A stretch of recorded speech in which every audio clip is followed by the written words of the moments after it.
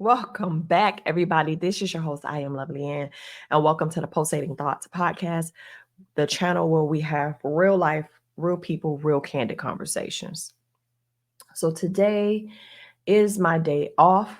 I my plans were to just kind of relax a little bit, duck off on my patio, and continue working on my novel that I am working on and trying to meet a deadline. But I'm just a little agitated. And we're going to get into today's conversation, which I'm sure many of you guys who's watching, you have already seen the video that is circling regarding Sonya Massey and her reckless. I'm just going to call it reckless. I'm sorry. I'm going to just call it how I feel it. To each his own, and everybody is entitled to their own opinion, but I'm just going to give my own opinion from what I seen with my own two eyes. But I am mad. I am really, really mad. Um, if you have not seen the video, I will drop the link of the full video that was on YouTube. It's about 18 to almost 19 minutes long of the full video of Sonya Massey, where this young lady, 36 years old, from what it was said, she had called the police because she felt unsafe in her home for whatever reason. Now, this video, it is not broken down the way many of you guys may have seen it on social media. It starts from when the police arrived to her residence and how it ended. Okay.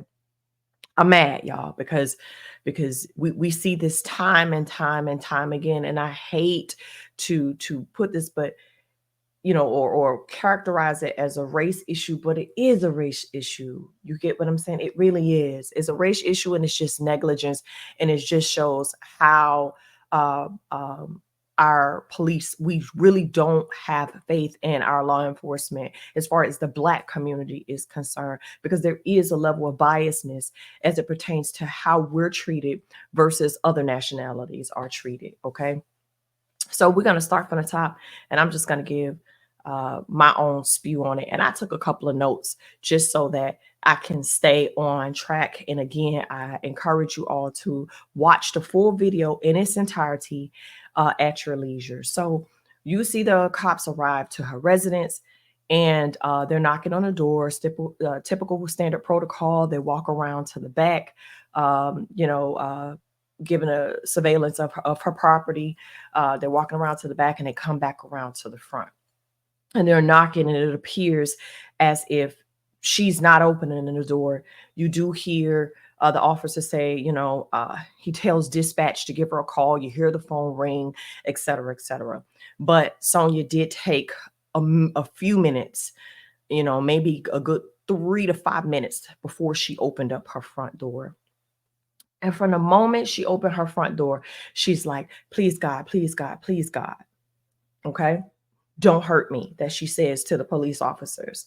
All right. So that's concerning, because that's our reality when we're dealing or we're encountering police officers, because you see it too many times again that it's just different.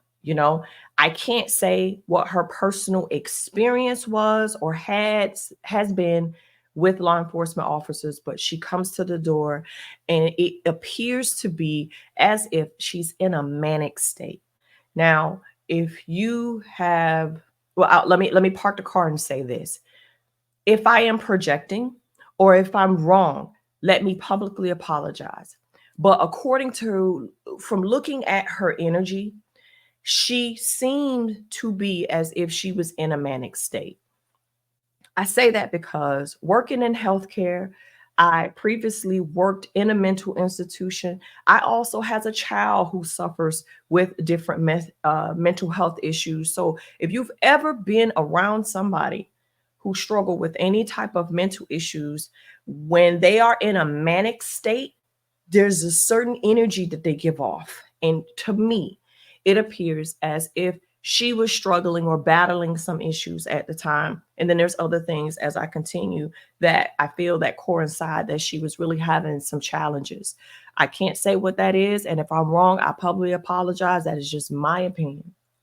So she says, please God, please don't hurt me. I'm trying to get help, which was key. Okay. She said, I'm trying to get help. So the officers, prior to her answering the door, there's already a level of agitation from the officer because she took so long to answer the door. There's already a level of agitation from them. All right. So that's we're just gonna put that out there. If anybody can listen and deductively conclude from what you're seeing, there was a level of agitation from the officer before she even answered the door. So he they go with their questions. She's asking questions, they're asking her questions and she's answering them. And she just seemed a little off. They'll ask a question. She's like, huh? And then she's fumbling in her phone. And then, huh? So he proceeds to ask her right when they attempted to leave, or I'm assuming attempted to leave. He asked her, are you doing all right mentally? Which can suggest that the police officer also felt that her mental state was not where it needed to be, considering the type of call that they received from her. Okay. So for you to ask that question, obviously, as an officer, you felt that her mental state was not where an average person mental state should have been at the time, because she just didn't seem fully coherent. All right. And then she replies, she mumbles something and she says something, yes, with my medicine. Okay. So I was like, okay, well, whatever that meant. All right. Then the officer proceeds to go into her residence. And they're looking around. You can see from the video that the house is a little disorganized. Okay. Which we're not even going to try to make anything out of that, but just looking at it, the property is not dirty, but it's just a little unorganized with stuff kind of scattered everywhere from the bedroom that the camera was faced at, the countertops and things of that nature. So she proceeds, they ask her for her ID. She's fumbling through her paperwork, and she says she don't recall where her ID is. And then she said, I can show you my paperwork. Now, what paperwork that is, I'm not certain what paperwork sis was referencing, but she did throw that out there a couple of times. I'll show you my paperwork. So the officer instructed her, because I went back and watched this a couple of times. It was obvious she was boiling some water on the on the stove. I'm sorry.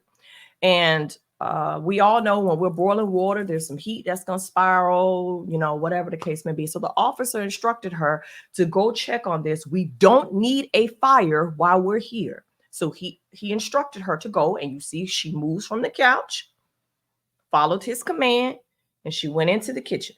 She grabs the mittens. She grabbed her kitchen mittens. She attempted to lift it. So the officer backed up. He's like, whoa, what are you doing? Something he said, something of, what are you doing? No, she says, what are you doing? The officer responded, staying away from the hot steaming water. She was like, oh, I rebuke you in the name of Jesus. And he says, what? Then she repeats it again. I rebuke you in the name of Jesus. So the officer says verbatim, and I quote, you better fucking not. I'll shoot you right in the fucking face, as he draws his weapon on her. So you see her at the time, she immediately reacts, and anybody I think will react. If somebody's pointing a gun in your face and you having a pot that they asked you to take off the stove, she kind of drops it. So it appears as if she drops it at some point. It's very kind of unclear whether she dropped it in the sink or on the floor, but I'm going to assume that she dropped it on the floor, because as soon as he drew his weapon, she kind of ducked down like this. Okay. So many are suggesting that she threw the water at the cop, which provoked him to draw his weapon. That's not true, because when you go back and you play it, the replay, or you slow it down, which YouTube does give you the option to do that, she has the pot and she ducks down to the floor. So it looks like she had the pot in addition to her cell phone. Now she still had her cell phone in her hand. So she grabs it, she drops to the floor, and you better fucking not, and I'm gonna shoot you in the head. She draws his weapon, she ducks. She kind of came back up, And I'm gonna assume she still had the pot in her hand because he said, drop the fucking pot, drop the fucking pot. And then he starts to shoot. So you see the steam from the pot. You see the steam of the water. Okay. If you play it back on slow motion, it's coming up from the floor. So if someone was trying to toss water at you, number one, that she's small. The weight of the pot, the weight of the pot, the water in the pot, and considering she had her cell phone in her hand, is really kind of awkward to just splash. And if she did splash, you would have seen that in the video. I didn't see her body movement that can suggest she tossed it at the officer. I'm sorry, her body movement is just not consistent, because when you're tossing anything, you're going to kind of go like that. She didn't do that. She ducked because he drew his weapon on her.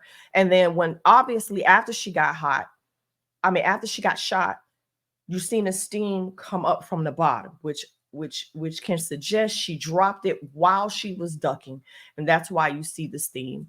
He lied, he definitely lied about she, tried to throw the water at him, because you see the steam come up from the floor, as opposed to if she did throw it, you would see the steam and the water in midair, and it just did not align that way. Anybody with common sense can kind of figure that out. I'm mad, y'all, because any Black person who goes to church, okay? So first of all, let me go back. They always say she should have just followed his commands. She should have just applied, she should have just did that. Okay.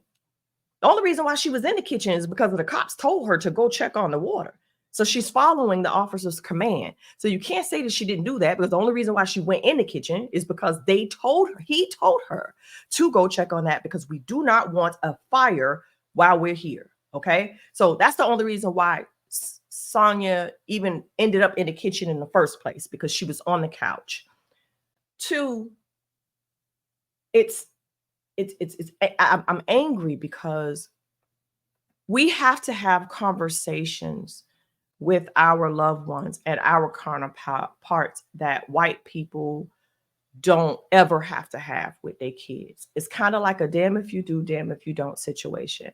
When you do comply with their commands, it's still something. So for you to give her command and she applied, you automatically assumed that she was going to throw it at you when she said, I rebuke you in the name of Jesus. If you went to any Black church in America, okay, regardless of the denomination, whether it is Kojic, Apostolic, Baptist, AME, non-denominational, you ask any pastor, any clergy that sits in the church, and if you ask them, what does I rebuke you in the name of Jesus mean? That's basically, she's invoking she's just basically praying against whatever negative connotation that he or she or whatever, you're praying against any type of evil. That's pretty much what that means in layman term. That statement was by far not a threat to any officer, whether it be white, Black, Hispanic, whatever. That is not a threat. It was not a reason for you to pull it out, to pull out your weapon. You better fucking not. It's like, it agitated her. It agitated him when she said, I rebuke you in the name of Jesus. And he's like, what? I rebuke you in the name of Jesus. It's like it agitated his soul. And he just, you better fucking not, or I'm going to shoot you in the fucking face. Like, what? Damn. Did you not just ask her to go check on the water? Like, you assumed that she was going to throw the water at you. It's not like she was walking around the house irate. I just feel like when it comes to mental health, there is a level of training that even mental health workers have to learn how to deal with people who may be in a manic state. I did not see, I'm mad because I did not see any empathy. And what I mean by the conversations is we have to have conversations. And let me go back before I say that. Working in healthcare, I've seen over the years, and it really don't matter what industry you work in, but whites are handled with a different level of care and empathy and concern as opposed to blacks. This is something that I witnessed in all of my years. I am not by far racist. So for those who want to come in the chat and say that, oh, you're racist. No, I'm not racist. I'm telling you what my experience is as a black woman, what I've seen, okay, working in healthcare and comparing and contrasting how white women are treated. I worked for a Jewish doctor in the past, and I've seen in whites, so many different nationalities, white, Hispanic, Asian, Latin, you name them. Okay. I've seen how white women, Latin women are treated when they come in and complain about certain issues, as opposed to a black woman who come in and complain about the same issues. They are handled and treated with a different level of care and attentiveness. From the very beginning, he was agitated. If you notice that she was in a manic state, then the agitation demonstrated by you definitely won't help the situation. And if you was trained on how to deal with that, they will tell you it's a certain way that you handle people who may be struggling with mental health. And again, she may not have been. It's just that's what it appears to be when she stated, you know, something regarding her medicine, and it just seems like she just wasn't fully there. I don't know. I really don't know. But it's just we are handled differently, and it pisses you off. She was not armed. She did not pose a threat to herself. She didn't even pose a threat to the officer. And there's not anything she can, that statement doesn't warrant that type of action. I've seen videos where Caucasian people will talk mad shit to officers, and they just kind of sit back like, okay, cool. We don't have that option. We don't have that option. And we've seen it time and time again in this social media era that we live in, where things are now, everything is recorded. You see it. You see it. And I'm just pissed because we have to have conversations with ourselves. We have to have conversations with our children that other races don't have to have, because people don't check their biasness at the door. And obviously he was biased because he was in a commentary. As you continue to watch the video, he said several times, this bitch is fucking crazy. And if she was, millions of Americans do struggle with mental health issues. It doesn't give you the right to treat her as if she's less than because she's struggling. If that is true, that she was struggling with a mental health issue, that doesn't give you the right to treat her less than. It doesn't give you the right. If you felt as if her safety was at risk, hey, you could have had her, what did they call it, 1099 back home where I'm called as Baker acted, whatever the narrative is. Hey, if you felt like that, something was off with her. But to just pull out your gun and not cool. Not cool. Not cool. That was somebody's mother. That was someone's daughter. That was someone's sister. That was someone's friend. Not cool. Not cool. The way she was handled from the beginning was biasness, agitation. And it pisses me off. It pisses me off. My son, the conversations, let's go back to that. The conversations that we have to have with our children. We see it time and time again. Kids are kids, right? Kids are kids. Kids are going to do teenage things. They're going to wear teenage stuff. We know today's society, these kids love hoodies. We've seen it. Trayvon Martin was labeled as a thug because he had a hoodie on. A white kid can have a hoodie on and he's just deemed as a regular teenager, as opposed to if a black or Latin kid, black and brown kid have something on like that, we're automatically classified as thugs, gangbangers, drug dealers. Why? Why can't it just be a kid? And I have to have that conversation with my son because they love to do that. I have 3 sons. They all love to wear those little hoodies. And in midsummer, it's 1,000 degrees outside, but these kids will have on a hoodie, like it's the air conditioner that's sitting up underneath that thing. But they're just kids. And I have to tell them, you got to be mindful. You have to Watch what you say and watch how you act. We've been in stores where sometimes, especially when you go to these high-end stores, we're followed. We're followed. We're looked at.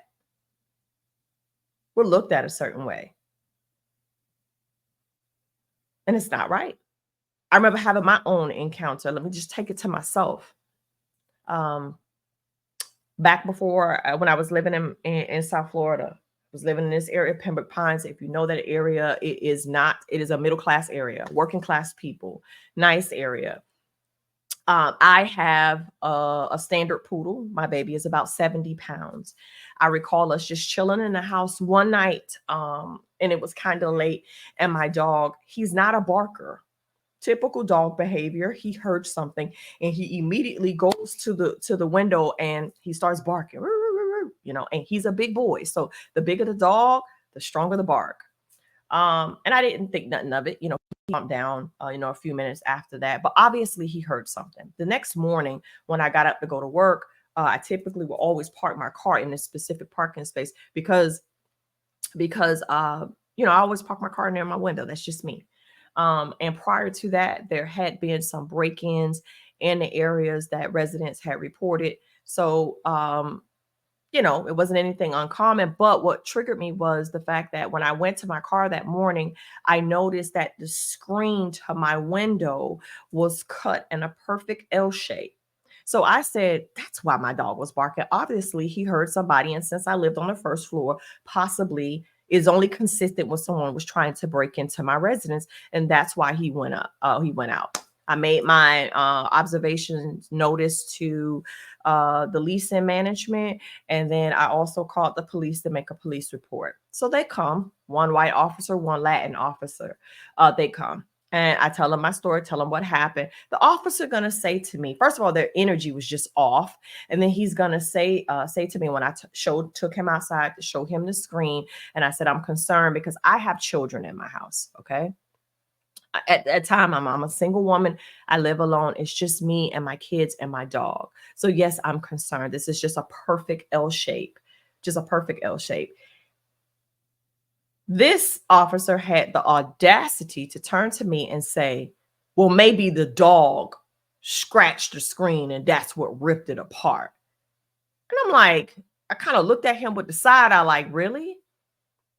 Really? That's what you want me to leave? First of all, the screen is not on the inside, it's on the outside. Okay. So when my dog jumped up to the window, the only thing that he disrupted was the blinds, and he hit the glass window. The screen was on the outside of the window. Okay. So that's definitely not consistent with your theory. You pissing me off by your statement. And even if it was a dog, it will not be in a perfect L shape. But if that's what you want me, if that's what you want to say to me, and I'm giving you concern of my general safety, this is why we don't trust the fucking police. Because when we try to do things the right way, we're brushed off. We're brushed off. And it pissed me off. And I just said, you know what? Thank you, officer. Your service is no longer needed. And I didn't mean to upset you. Sorry, I don't care what you didn't mean to do, but you did. And what you did, you gave me a BS statement. Instead of taking what I said for face value and what makes sense, you just kind of wanted to brush it off as if it meant nothing to you. And that's what I mean. We're not treated the same. We're not. We are not. It is not their children that's affected by it. Their kids can go outside and just be teenagers. They can go hang out and not be harassed or somebody just judging them according to the color of their skin, of the way their hair looks. My son is in college. Great kid, straight A student, biology major with hopes to become a doctor. But his hair is professionally twisted because he's going on his lock journey. Biased people, not all, biased people will judge him first quarter just off the way he looks. They will look at his hair and say, oh, he's a thug. They will never ask questions. They will judge him accordingly and create these preconceived notions according to the way he look. That's what we have to deal with as Black people. This is why we're angry. No, don't tell us to get over it, because we never will. It constantly exists. It is the issue in America that some people, not all, don't want to address. This is a real issue. When you have a president that invoke violence, that brings forth the KKK, bring them out of their little hiding spot. Hell, they're all in position of power. They're not wearing white sheets anymore. They're sitting there as judges, and they're there at the police off. They're police officers. You know, they're commissioners. They're all in major position of power. When you see it, people in the Senate, the biasness there, it's nothing done. Nothing done. And all we just want, truthfully, is just to be treated fairly. And can you honestly say, by looking at that video, that Sonya Massey was treated fairly, or treated with dignity and treated with respect, considering if she had any issues that was going on? Was she really treated that way? The answer is no. She was not. If the roles was reversed, would have ended totally different. You have never seen a video surface ever on any social media platform of white women, white kids being shot down by Black police officers like that. And if it was, something would have been done. You don't see Caucasian kids being killed like that. You don't. Unarmed. You don't see that.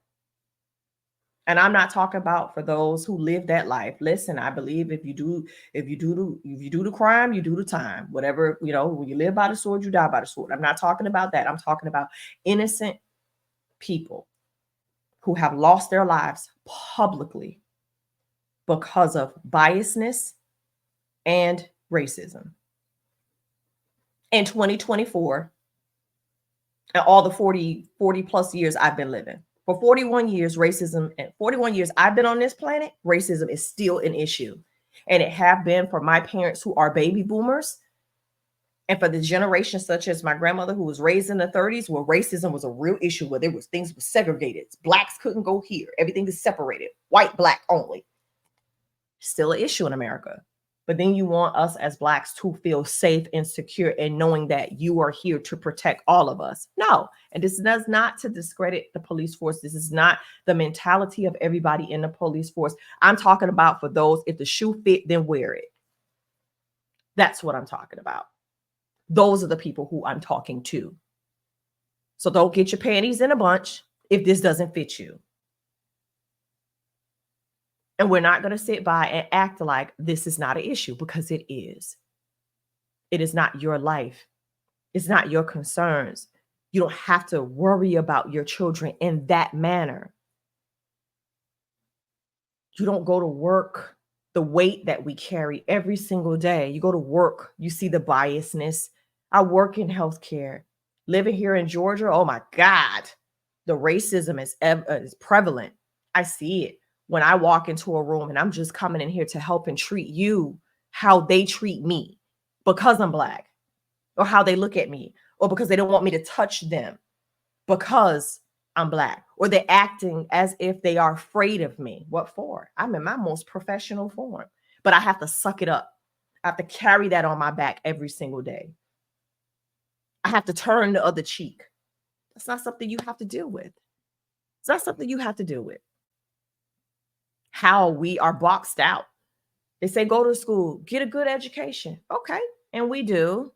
Many of us do, but we're still treated differently. Our degrees is not even accepted on the same caliber.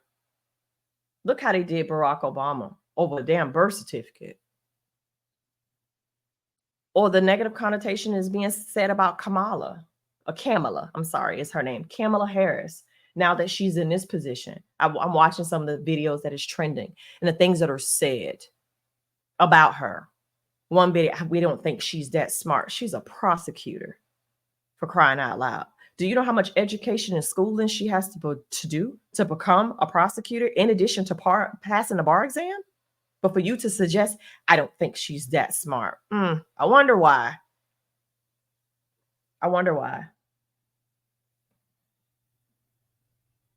It's just, you just get tired. But I'm very upset, very, very upset by how this young lady lost her life. And my condolences to her family. My condolences to her father, her children. I believe, from what I understood, she had 2 daughters. My condolences to the family on this senseless loss of her life. I'm happy that the officer has been fired. Another ball has been dropped because he should not have even been allowed to work at 6 different police forces in a matter of 4 years. They dropped the ball. And it makes you wonder, what has he done in his past, except for the DUIs that he did receive? What else has he done to make him shuffle from 6 different police forces in a matter of 4 years? I can imagine, only imagine some of the things he's done.